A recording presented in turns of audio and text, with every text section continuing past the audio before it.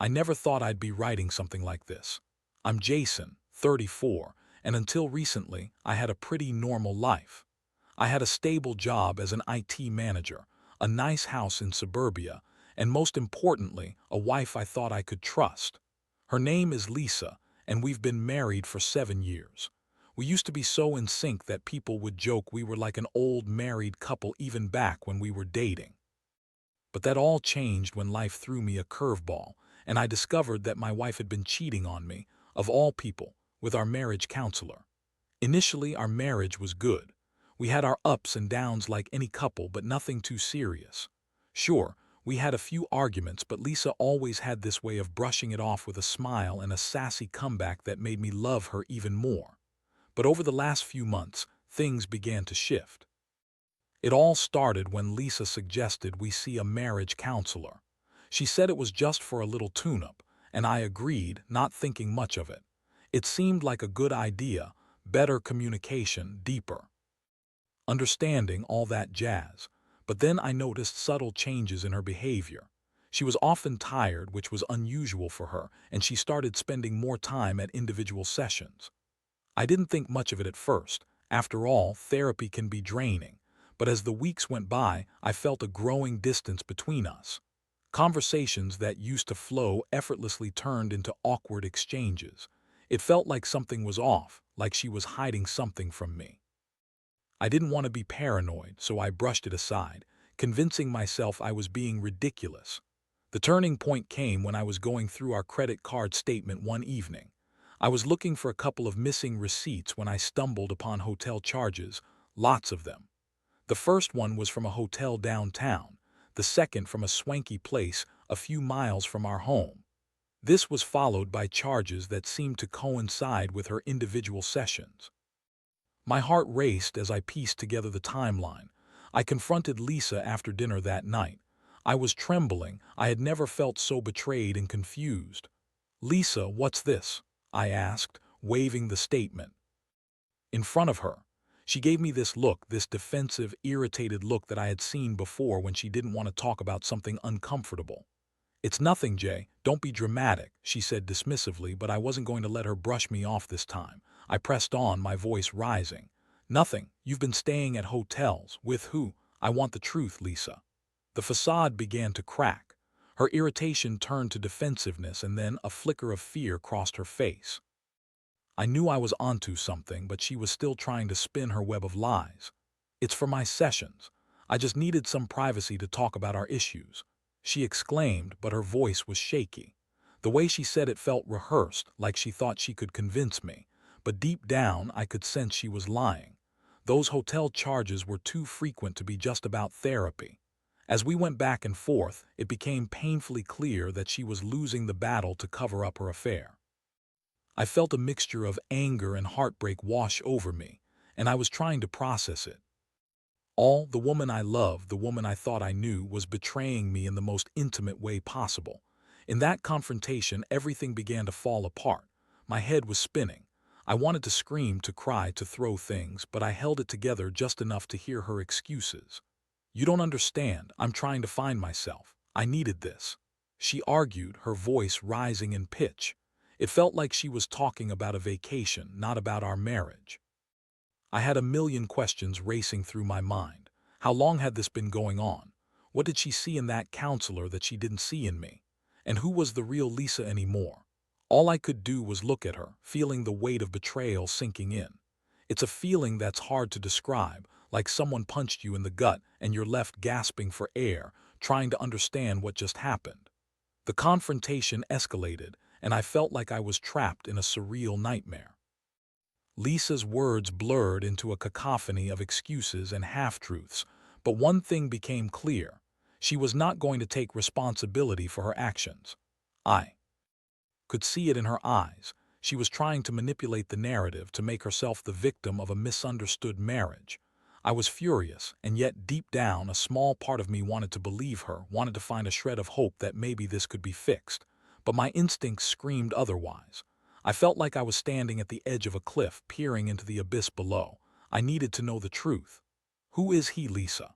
I demanded, my voice a mixture of anger and desperation. She hesitated for a moment, her face paling. "It's not like that," she stammered, her defensive posture faltering.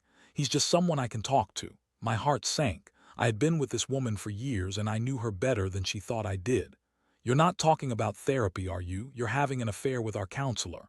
I felt a surge of rage and I could see her composure crumbling. "Fine, yes, we've been close," she admitted, her voice barely above a whisper. Her confession felt like a punch to the gut. I staggered back as if I'd been physically hit. This wasn't just infidelity, it was a betrayal of the trust we had built over the years. My mind raced back to all those late-night sessions, the times I encouraged her to share her feelings, to open up about her struggles. All of that had been a facade, a cover for her to sneak around behind my back. In that moment, the anger morphed into a flood of pain. I had trusted her, and now I felt like a fool. The weight of her betrayal pressed down on me, suffocating any rational thought. I wanted to yell, to throw things, to make her feel the anguish that was swelling inside me. But instead, I just stood there, stunned into silence. Lisa, sensing my turmoil, tried to approach me, her hand reaching out as if to comfort me. "Jason, please, let's not do this. I'm sorry, I really am. I just got lost in my own head and I thought this was the way to fix things," she pleaded. But her words felt hollow, devoid of any real remorse. I couldn't shake the feeling that she was more worried about her own skin than about what she had done to me. "Fix things by cheating on me," I shot back, bitterness lacing my words. "How does that even make sense? You think I'd be okay with you having sex with someone else because you were finding yourself? This is what you call working on our marriage?" The disbelief bubbled over and the hurt felt like shards of glass piercing my heart. "Stop it, Jason. You're making this worse," she shouted back, frustration clearly mounting. Her anger only fueled my own, and I could feel the tension crackling in the air between us. "I'm making it worse. You're the one who chose to betray me, Lisa. You had all the chances to talk to me, to be honest. But instead, you went behind my back with our counselor. That's not just cheating, that's a violation of everything we've built." I felt the heat of the moment rising, but I couldn't bring myself to physically lash out at her. Instead, I focused that energy inward, wrestling with the gut-wrenching pain that was demanding my attention. Lisa's face twisted in anger, but then it faded away as she sank into a shameful silence. "I did mean for it to happen," she whispered finally, her voice breaking. "It just happened." I couldn't take it anymore. I turned away from her, my mind racing. I needed space to think, to process what had just happened. I grabbed my jacket and stormed out of the house, leaving her behind, my heart pounding in my chest. The night air was cool against my skin, but it did little to quell the fire of emotion surging through me. I walked for what felt like hours, aimlessly wandering the streets of our neighborhood. The world around me was a blur, and I could hardly grasp the reality of what had just transpired. I felt like I was walking in a daze, my mind racing with memories of happier times, the laughter we shared, the dreams we built together. How had it all devolved into this betrayal? As the adrenaline began to wear off, I felt the weight of despair settle in. I sat on a bench in the nearby park, staring up at the stars. I remembered how Lisa used to love stargazing with me. We would lie on the grass, hand in hand, talking about everything and nothing until the sun rose. I felt a deep sense of loss, like I was mourning not just our relationship but also the person I thought she was. All the emotions, anger, sadness, confusion, coalesced into a single question: what would I do now? I had never considered separating or even the idea of divorce. But now, it was like a dark cloud had lifted, revealing the stark reality of our situation. I was faced with a choice: to confront this betrayal head-on or to retreat back into the life that had now been irrevocably changed. I knew I had to make a decision, and I needed to do it soon. After a long night of wandering and reflecting, I finally returned home in the early morning hours, my mind still racing. The house felt cold and empty, devoid of the warmth and laughter that once filled it. I could hear Lisa moving around inside, likely pretending everything was normal, but I knew that nothing would ever be normal again. I found her sitting on the couch when I walked in. She looked up, her eyes swollen from crying, but that didn't soften the edges of the betrayal. The sight only reminded me of the anguish coursing through my veins. I wanted to lash out, to scream, to make her feel the pain she had caused, but instead I took a deep breath, trying to steady myself. "Jason, I'm so glad you're back," she said, her voice shaky. "We need to talk." "Do we? Because I feel like we've said enough already," I replied, my tone edged with bitterness. But even I could hear that my voice trembled. I was trying to play it cool, but the reality was that I was a mess inside. "Please just let me explain," she begged, her eyes pleading. "Explain what? How you thought it was okay to sleep with our counselor, how you threw away our marriage for what? A thrill." I couldn't help but feel the anger bubbling back up. The betrayal of that night still weighed heavily on me, and I struggled to contain it. "No, it wasn't just that. I was confused, and he listened to me when I felt like you were. I just wanted someone to understand," she said, the desperation in her voice evident. "Someone to understand. That's your excuse. You chose to go to a hotel and sleep with him instead of talking to me. You could have come to me with anything, Lisa, but you chose to go behind my back." Tears spilled down her cheeks, and for a moment I almost felt sympathy for her. But then I reminded myself of the betrayal. Her tears wouldn't change the reality of what she had done. I took a step back, feeling the distance grow between us. "I know I messed up, and I'm so sorry. I don't expect you to forgive me right away, but I want to try to fix this," she pleaded, her voice rising in desperation. "Fix this? How do you plan to fix a marriage built on trust when you've shattered that trust?" I shot back. I was torn between the love I still felt for her and the anger that surged through me like a tidal wave. "I don't know, I can't imagine my life without you," she cried, her emotions spilling over. "I love you, Jason. I made a mistake, but I want to make it right." I was silent, absorbing her words. Part of me wanted to believe her, to hold on to the love we once had. But the other part of me screamed that I needed to protect myself, to guard my heart against further pain. "Love isn't just a feeling, Lisa. It's actions, too. And right now, your actions speak volumes about how little you value our relationship," I replied, my voice almost a whisper. She looked at me, clearly at a loss for words. I could see the reality crashing down on her. She felt the weight of her choices. I wanted to reach out, to hold her and tell her everything would be okay, but the betrayal was too fresh, too raw. "We need some time apart," I finally said, my voice steady. "I can't think with you here, and I don't want to make any decisions while emotions are still running high." She opened her mouth to protest, but I raised my hand to stop her. "No, Lisa, I need space. I need to sort through this mess in my head. I can't trust you right now, and I don't know if I ever will again." The look on her face broke my heart, but I steeled myself against it. "I'll stay with a friend for a few days," I said, turning away. I walked to the bedroom, gathering a few essentials while Lisa remained silent. I couldn't bear to look at her, not now. As I left, I felt a mix of relief and anguish. Relief because I was finally taking control of the situation, but anguish because I had never imagined that my life would come to this, a marriage filled with lies and betrayal. I drove to my friend Mark's house, a place I knew would be a refuge, a place where I could start to process everything that had happened. When I arrived, Mark was asleep on the couch, and I quietly settled in. I was grateful for the familiarity of his home, but my mind was racing. I replayed the events of the previous night over and over, each moment more painful than the last. The next few days passed in a haze. I spent my time at Mark's house, going through the motions of daily life while wrestling with my thoughts. I confided in him about what happened, detailing the affair and the confrontation. Mark listened intently, offering support and understanding, but I could see the disbelief in his eyes. "I can't believe she did that to you, man. You deserve better," he said, his voice tinged with sympathy. Hearing those words brought me a small measure of comfort, but I still felt like I was in a fog. I was grappling with feelings of inadequacy and betrayal. Had I done something wrong? Had I pushed her away in a way that justified her actions? The questions plagued me. In the evenings, I'd lie in bed unable to sleep, my mind racing with memories of happier times. I thought about the life we had built together, the vacations, the inside jokes, the dreams we shared. And then I thought about the intimacy we had lost, the vulnerability that allowed her to seek out another man. I found myself caught in a tug-of-war between wanting to salvage our marriage and the realization that she had chosen to betray me. Each day was a battle, and I was exhausted. I knew I had to confront her again soon. I needed to decide what path I would take.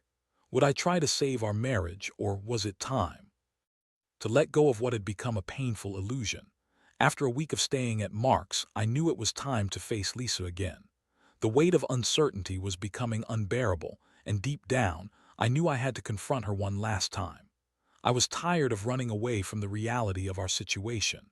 I needed closure, whether that meant trying to salvage what we had or finally letting go. I returned home one evening, the air thick with tension as I stepped through the front door.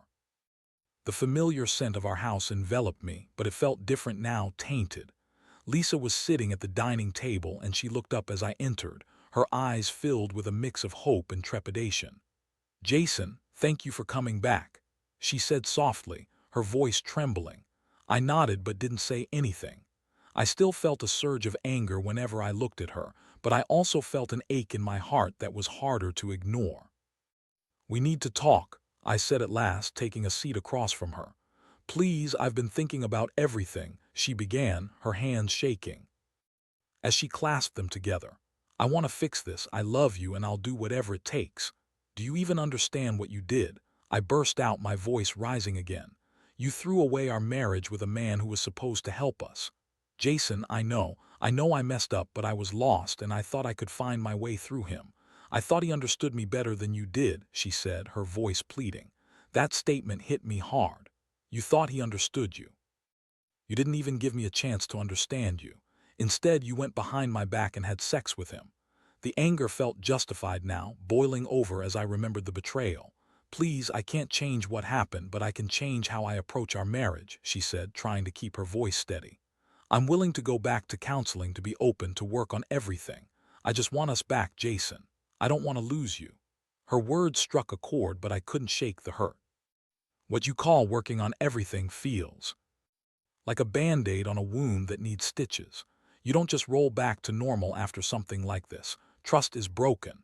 I leaned back in my chair, struggling to process her plea. "I know it's going to take time.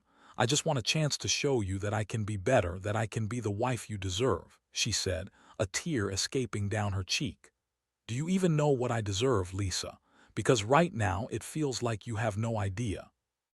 I snapped back, but as I said it, I recognized the truth in her desperate attempt. Maybe she was right. Maybe she hadn't meant for it to happen, but her actions had consequences that couldn't be ignored. "I've thought about this a lot," I continued, my voice quaking slightly as I searched for the right words. "I still love you, but I don't know if I can ever trust you again. You've broken the very foundation of our marriage. You need to understand that it will take a lot more than words to fix this. I'm committed to doing whatever it takes," she insisted, her eyes wide with desperation. "I'll go to therapy alone, too, if that's what you want. I just can't imagine my life without you." Her pain was palpable, and I could see the genuine fear of losing me in her eyes. But fear didn't change the fact that she had made choices that affected both of us. I took a deep breath, trying to steady my racing heart as I considered my next move. "I need time, Lisa. I can't make any promises right now," I said finally, my voice trembling with uncertainty. She nodded, her lips pressed together as if to suppress a sob. "I understand," she said quietly, "but please don't give up on us. I'll do everything in my power to prove I can be better." As she spoke, I felt a shift in my own heart, a flicker of hope that maybe things could be repaired. But the reality of what had happened loomed large. I had to confront the complexity of my feelings: love, anger, betrayal, and the longing for what we once had. "I'll give it time," I said, my voice calmer now. "But I need to set some boundaries. I can't have you justifying any more of your actions. If we're going to work through this, it has to be with complete honesty." "I promise, Jason, no more secrets," she said fervently, and for the first time I saw a glimmer of sincerity in her eyes. Over the next few weeks, we began to navigate the murky waters of our relationship. I kept my distance emotionally, still stinging from the betrayal, but Lisa made genuine efforts to reconnect. She went back to therapy, and this time she was honest with our counselor about her infidelity. I found myself in a whirlwind of emotions during this period. Some days, I felt hopeful that we could rebuild. Other days, the pain was overwhelming, and I couldn't shake the feelings of resentment. I started attending counseling sessions myself, needing a safe space to process everything and to decide what I truly wanted. One evening after a particularly intense day at therapy, I returned home to find Lisa waiting for me with dinner ready. She was trying to create a sense of normalcy, but it felt forced. "How was your day?" she asked, her eyes searching my face for a hint of approval. "It was good," I replied, my voice flat. "We talked about trust and rebuilding. I think I'm starting to understand how to forgive, but it's going to take time. I'll be patient. I want this to work, Jason. I love you," she said softly, but I felt the tension in the air. "I love you too, but love isn't enough right now. I need to know if you really want to change or if you just want me back because you're scared of being alone," I said, my heart pounding with vulnerability. Her eyes widened and she opened her mouth to speak, but no words came out. For the first time, I saw a flicker of doubt in her gaze. Perhaps she was finally understanding the gravity of her actions. It was a small victory, but it reminded me that our journey to rebuild was far from over. As the days turned into weeks, we slowly began to make progress. I started to see glimpses of the woman I fell in love with, but each time I felt that spark of connection, I was reminded of the chasm that still existed between us. It became clear to me that healing was not a linear process. It was messy and complicated, filled with ups and downs. In those moments of connection, I felt a yearning for the life we once shared, but the memories of betrayal lingered like shadows, reminding me that trust, once broken, could not be easily mended. And as I pondered what the future held, I knew I had some tough decisions ahead. Will we be able to emerge from this painful chapter stronger together, or were we simply prolonging the inevitable? The answer lay ahead, waiting for me to uncover it. As I navigated the complexities of our evolving relationship, I kept reminding myself that rebuilding trust wasn't just about forgiveness. It required consistent effort from both of us. While Lisa tried to prove her commitment, I found myself grappling with my own emotions. The process felt like walking on a tightrope, teetering between hope and despair. One evening, after an intense therapy session where we had both opened up about our feelings, Lisa and I decided to take a walk in the nearby park. It was a beautiful spring evening, and for the first time in weeks, I felt a hint of normalcy creeping back into our lives. We strolled along the paths, the blossoms all around us a stark reminder of new beginnings, and I couldn't help but feel a flicker of hope. "Do you remember the last time we came here?" Lisa asked, glancing at me with a soft smile. "We sat on that bench over there and talked about our future plans." I nodded, the memory flooding back. We had been happy then, dreaming of starting a family and building a life together. "Yeah, I remember," I replied, my voice tinged with melancholy. "That feels like a lifetime ago." Lisa's expression changed, and for a moment I could see the weight of her regret. "I miss that version of us, Jason. I want us to get back to that. I want to be that person for you again," she said earnestly. "Do you really? Because you have to realize that being that person means you have to earn back my trust," I responded, my heart aching at the thought. I wanted to believe her, but the memories of betrayal still haunted me. "I know, and I'm willing to do whatever it takes," she insisted, her voice firm. "I'm going to prove that I can be the wife you deserve. I want to make this work." As we continued walking, I felt a shift within me. The hope I had been clinging to began to transform into something more tangible. It was a realization that I still loved her, but I needed to see consistent action. I needed her to show me that she was serious about making amends, not just with words, but with a commitment to change. Over the next few weeks, we started to rebuild our lives together, but the road ahead was still rocky. Lisa was genuinely trying. She began volunteering at local charities, investing time in her personal growth, and dedicating herself to her therapy. I saw changes, and it felt encouraging. Yet in the back of my mind, I couldn't shake the nagging doubts that still lingered. One evening, after a particularly good therapy session, we sat together on the couch, and for the first time I felt a sense of calm wash over me.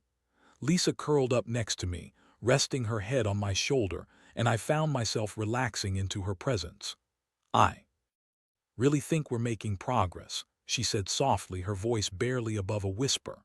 "Yeah, it feels that way," I replied, my heart racing.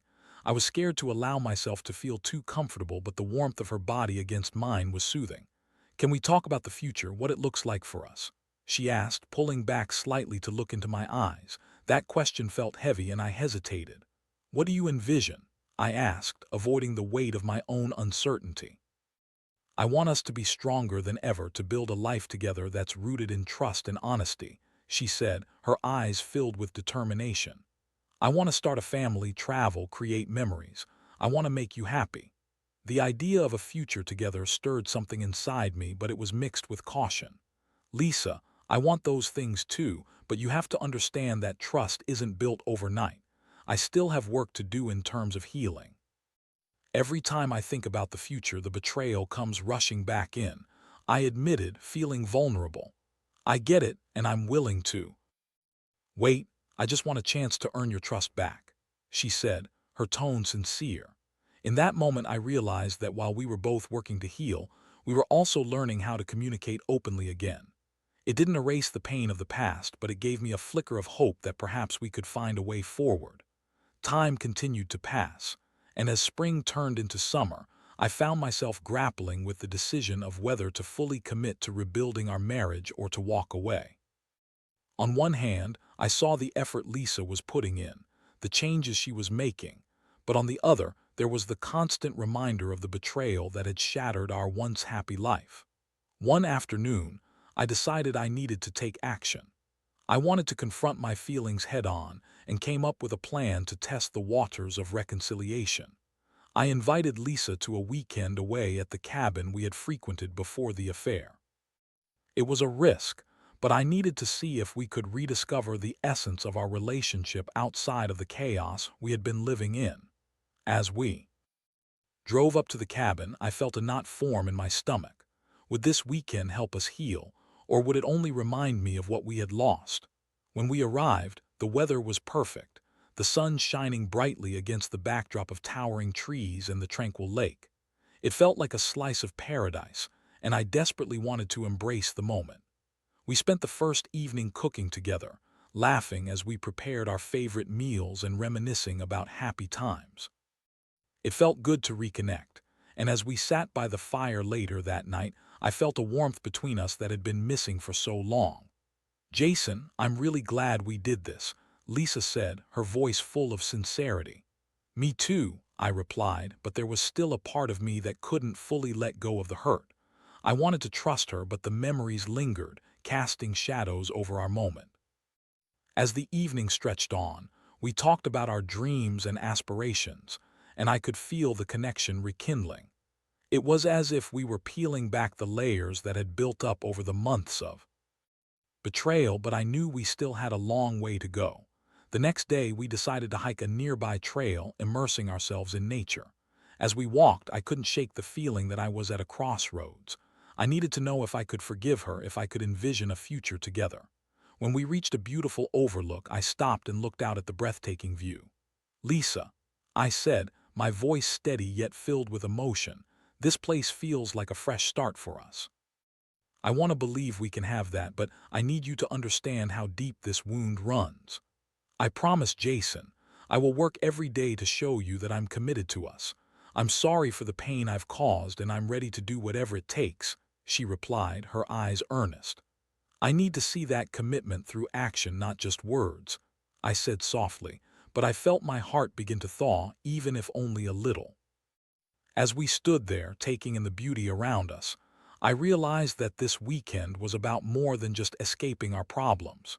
It was a chance to reconnect, to find the love that had been overshadowed by betrayal. And as I looked into her eyes, I felt a flicker of hope, a hope that maybe, just maybe, we could reclaim what was lost. But as the sun began to set, casting a golden hue over the landscape, I knew that the real journey was only just beginning. The road ahead would be filled with challenges, but it was a road I was willing to walk, one step at a time.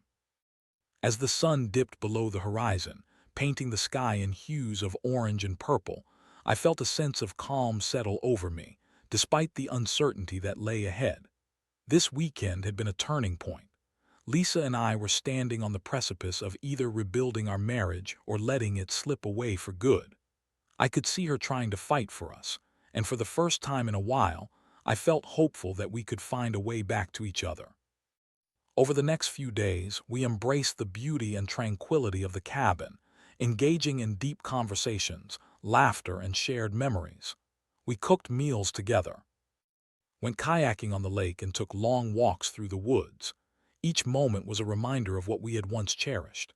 Yet even amidst this newfound connection, I couldn't ignore the nagging doubts that still clung to my heart. On our last night, as we sat by the fire, I felt compelled to bring everything to the forefront. "Lisa," I started, my voice steady but filled with emotion, "this weekend has been amazing, but I need to ask, how are you planning to continue this path when we get back home?" She looked at me, her eyes reflecting the flickering firelight. "I want to keep working on myself and on us. I'm going to stay committed to my therapy sessions, and I want to continue going to couples therapy with you. I understand that I need to show you through my actions that I've changed," she replied, her determination evident. "I need to see that consistency," I said, my heart pounding. "The trust you shattered doesn't come back overnight. I need to know that you're in this for the long haul, not just because of the guilt or shame of what happened." "I am. Jason, I promise. I want to rebuild what we had, the love, the trust, the partnership. I'm willing to do anything to show you how serious I am," she insisted, her voice unwavering. As she spoke, I felt a flicker of warmth inside me. For the first time, I could see the possibility of a future. But I also knew that it would take work, patience, and a willingness to face the hard truths of our relationship. "I want that too, but let's be real. I'm still hurt. I still have days where I feel like I can't trust you. I'm not going to pretend like this is easy," I said, my voice thick with emotion. "I understand, and I'm okay with that," she replied, her tone gentle. "I just want the chance to prove to you that I can be a better partner, that I can be the woman you fell in love with." We continued talking late into the night, baring our souls, sharing our fears, and voicing our hopes. I could feel the distance between us shrinking, but I also knew that the path ahead was fraught with challenges. As the flames died down, I made a silent promise to myself to remain vigilant and not bury my emotions in the hope of a smooth resolution. The next morning, as we packed our bags, I felt a sense of camaraderie with Lisa that hadn't been there for a long time. We were facing this together, and it filled me with cautious optimism. Driving back home, I glanced at her as she looked out the window, lost in thought, and I realized that we still had a long way to go, but at least we were on the same journey now. Once we were back in our routine, it wasn't always easy. There were moments when the weight of betrayal would wash over me like a wave, threatening to pull me under. We had our ups and downs. Some days were good, while others felt like a battle. Lisa continued to show her commitment by actively participating in therapy, learning better communication skills, and even taking the initiative to plan small date nights to reconnect. I started to open up more about my feelings during our sessions, and through that process, I found that talking about my pain was not only cathartic but also necessary for healing. I learned to express my vulnerabilities, and Lisa responded by being more transparent about her feelings as well. Slowly but surely, we began to build a foundation of honesty and vulnerability. Months passed, and while I could never fully erase the memories of what had happened, I began to see the changes within Lisa. She was committed to our marriage, and with each passing day, I saw glimpses of the woman I had fallen in love with again. We started to share laughter again, found joy in the little moments, and even began to dream about a future that didn't feel so fraught with uncertainty. One evening, as we cuddled on the couch watching a movie, I felt a sense of peace enveloping me. I turned to Lisa and smiled.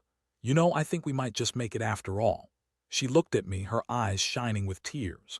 "I hope so. I want us to be better than we ever were, Jason. I'm grateful for every chance you give me." And in that moment, I understood that healing wasn't linear. There would still be scars, but we were learning to navigate our journey with empathy and understanding. I realized that while the betrayal had changed us, it hadn't defined us. We were rebuilding brick by brick, and I felt confident that we could create something beautiful from the ashes of our past. As I reflected on our journey, I couldn't help but think about the lessons I had learned through this experience. Life can be unpredictable, and relationships can be fragile. But with open communication, accountability, and a willingness to grow together, it's possible to weather the storms. So here I am, wiser and more aware of the complexities of love and trust. I don't know what the future holds for us, but I do know that I'm willing to fight for it. In this unpredictable journey we call life, I'm ready to embrace the path ahead, with Lisa by my side.